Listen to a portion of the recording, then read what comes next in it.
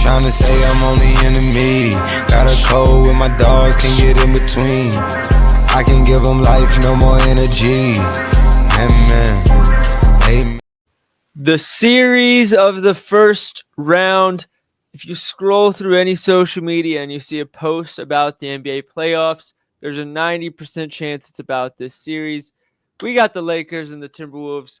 JJ, we're going to try and shorten this video down because I know me and you both can talk about this series probably for like 4 hours, just debating what we expect, who's going to do this, and yada, yada, yada.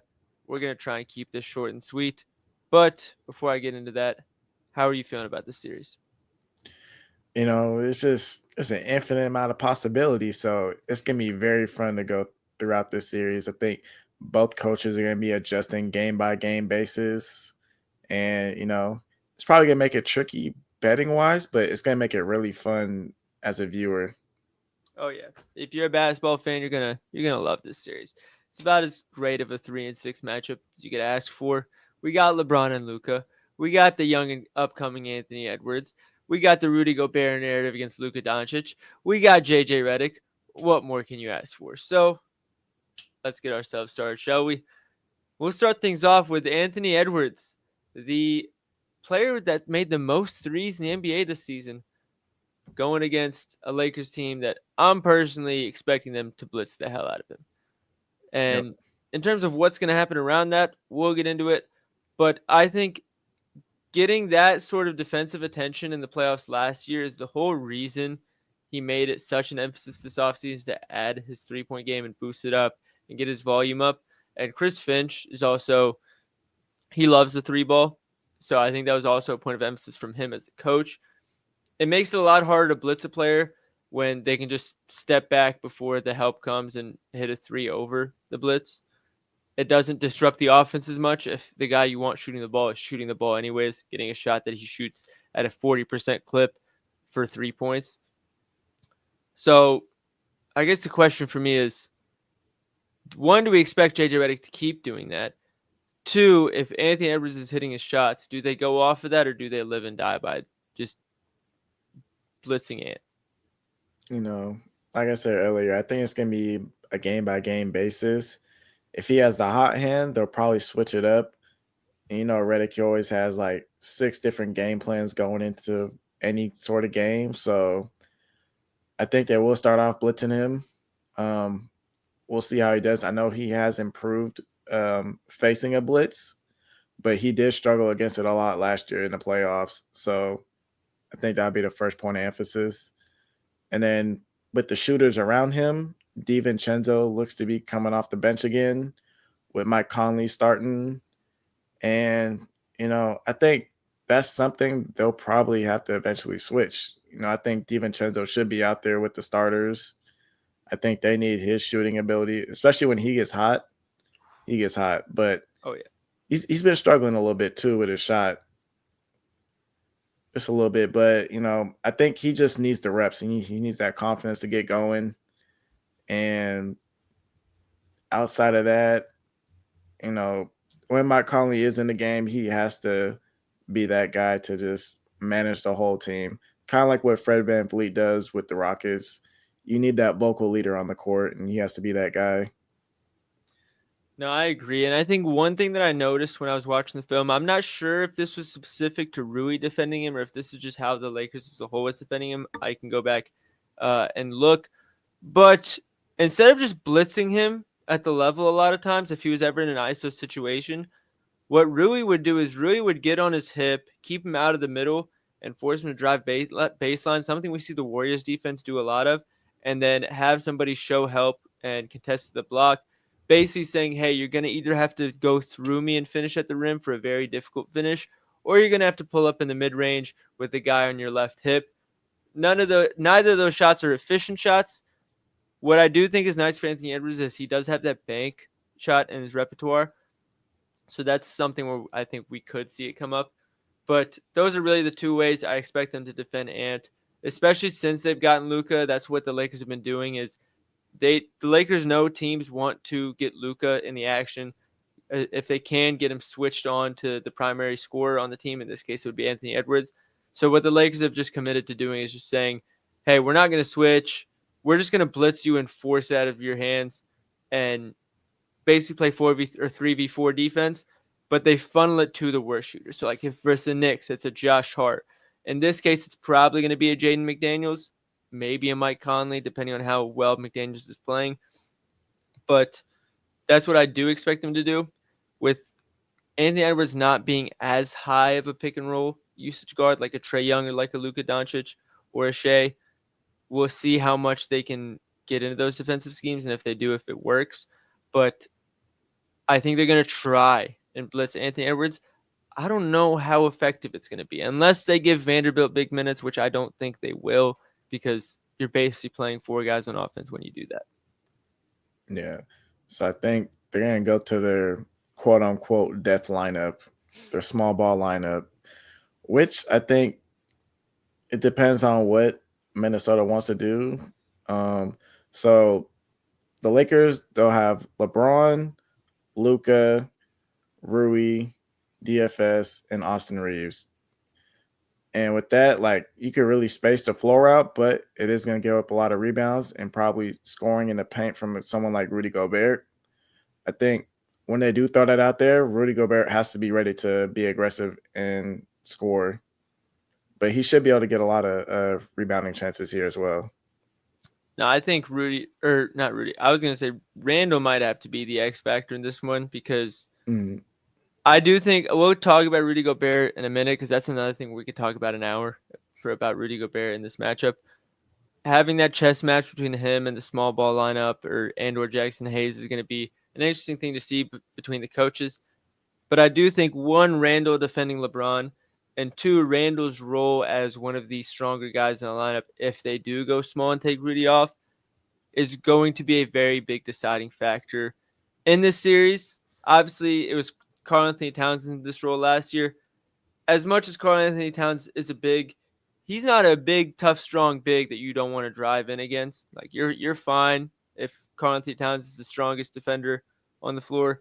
Randall provides a different vibe to go against in that case. So I do think his toughness in this lineup and the edge he brings as the power forward in this one, it's going to be a pretty big either counter or addition to the Lakers small ball lineup. So we'll see how that goes.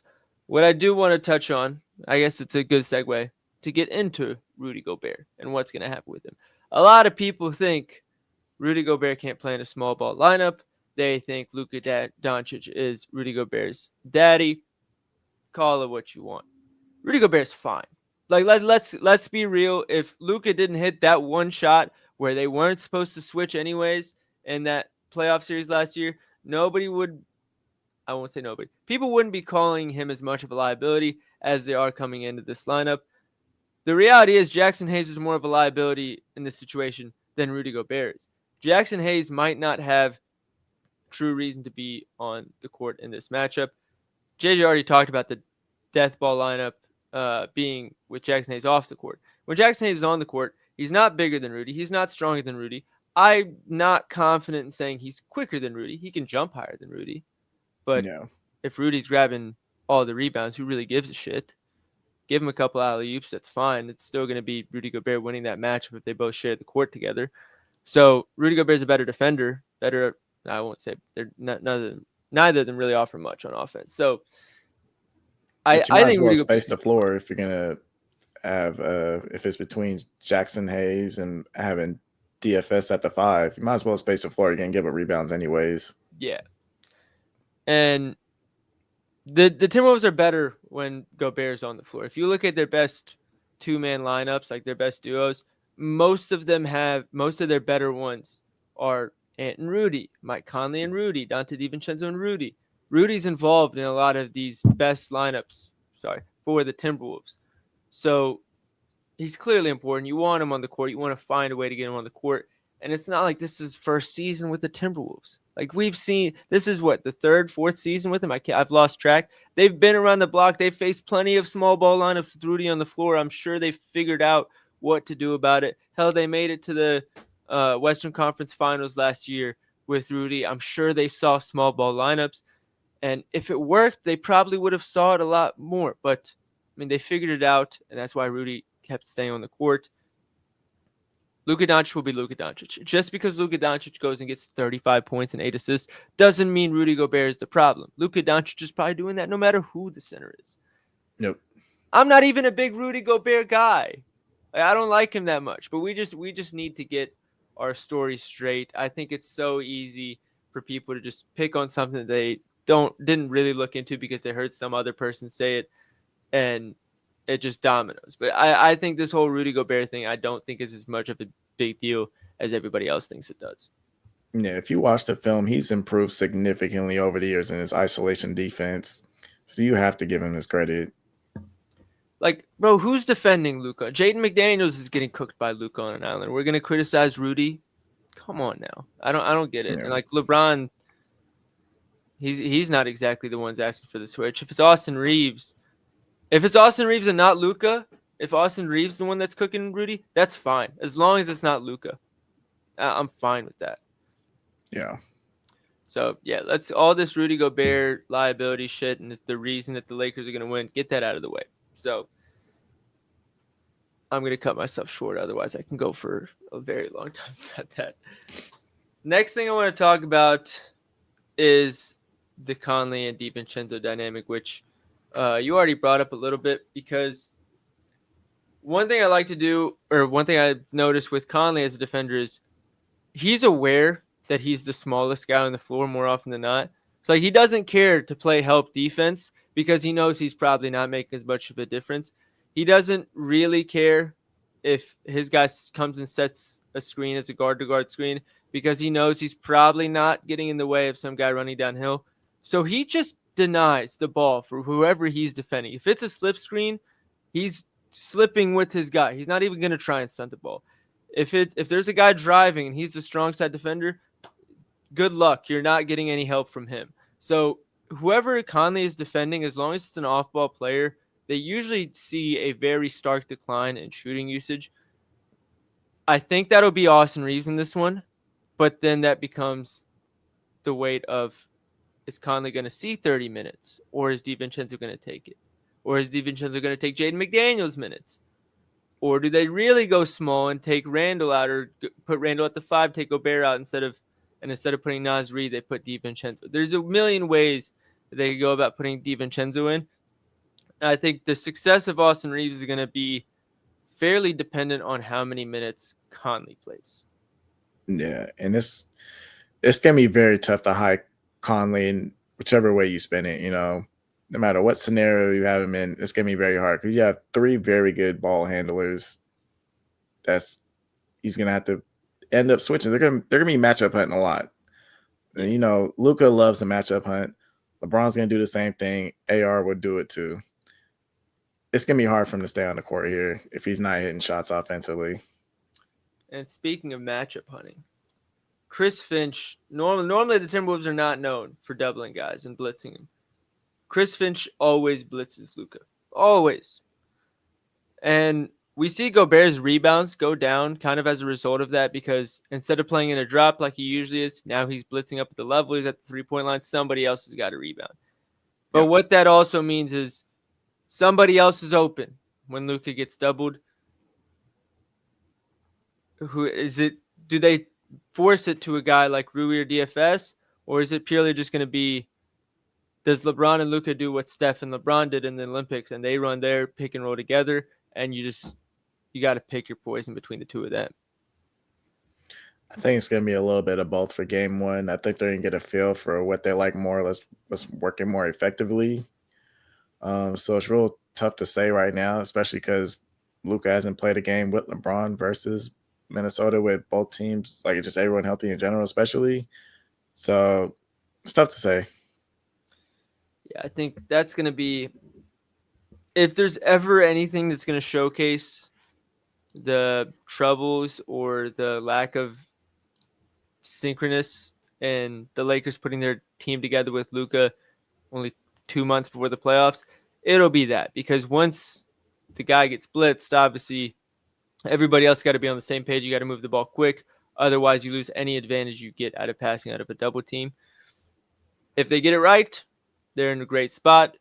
If it takes them a couple games to figure it out, get in rhythm, get the ball moving, who knows? Because it's not like everybody's been healthy since the Luka trade.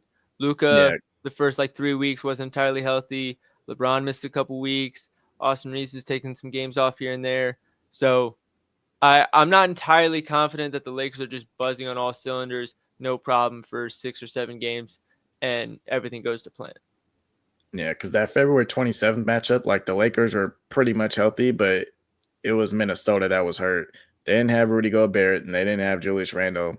So that changes the dynamics significantly there. So looking at past games, it's really tough to say as far as like the head-to-heads this year. But I mean, I feel like we got some pretty good predictions of what's going to happen. Do we even know what the Lakers rotation is going to look like off the bench in terms of how deep they go and who actually gets the minutes? Honestly, I have no idea. I've been trying to figure it out for hours, and I can't. Like Rui or DFS starts, one of them will come off the bench. They'll switch back and forth. Do we see Gabe Vincent get minutes?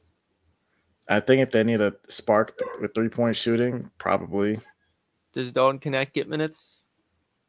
I don't think so. He can't touch the floor. If I'm Juju, you can't. A guy that you were about to trade plus picks for a center 2 months ago, you can't with confidence play him in a playoff game against the Minnesota Timberwolves. I think it's gonna be like a late series desperation play for him to get in. Yeah. Who am I forgetting? I feel like I'm forgetting some. Vando. Is he going to get more than 20 minutes?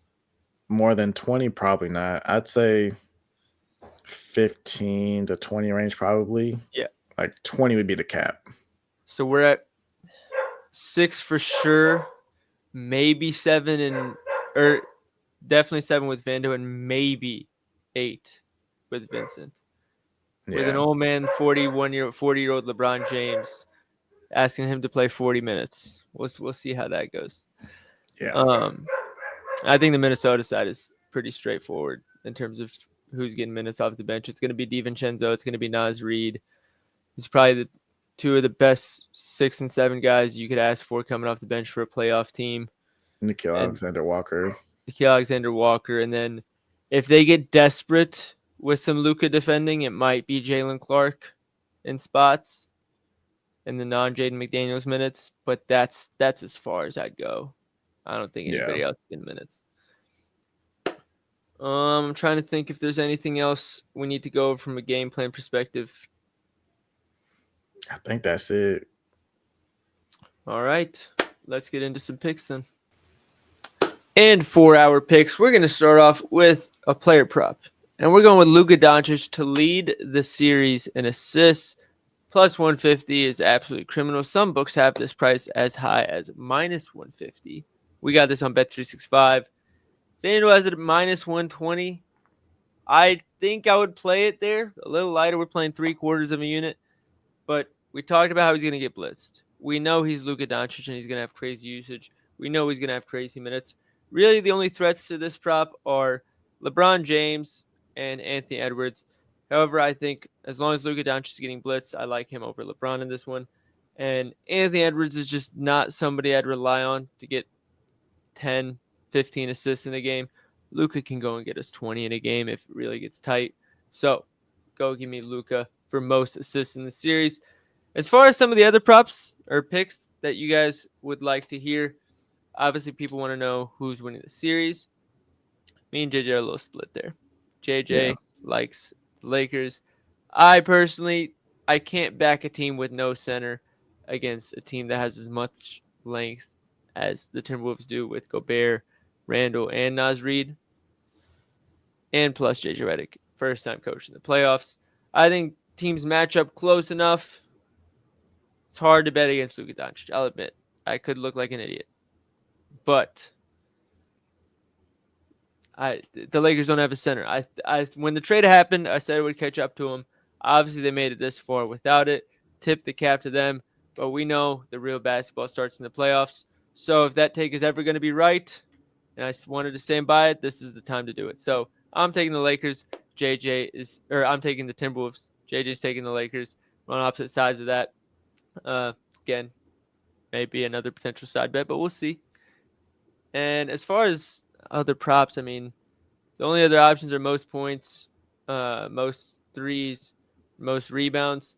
Don't love Gobert for most rebounds because if he is blitzing Luka, it pulls him out of the paint. Don't love either of most points or most threes. I think Luka and Ant are going to go neck and neck there. So this is probably the best edge in the books, unless there's Probably.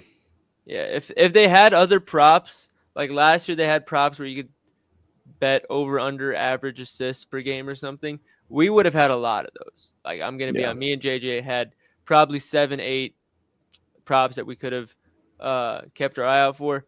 They're not giving it to us this year for whatever reason. They're scared, rightfully so. So we'll take what they can give us, and that's gonna be this prop: 3/4 of a unit, Luka Doncic plus 150 for most assists in a series on Bet365. But other than that, good luck. Make sure you like and subscribe if you haven't already. And make sure you check out our other videos where we break down the other series. We'll see you guys on the next one.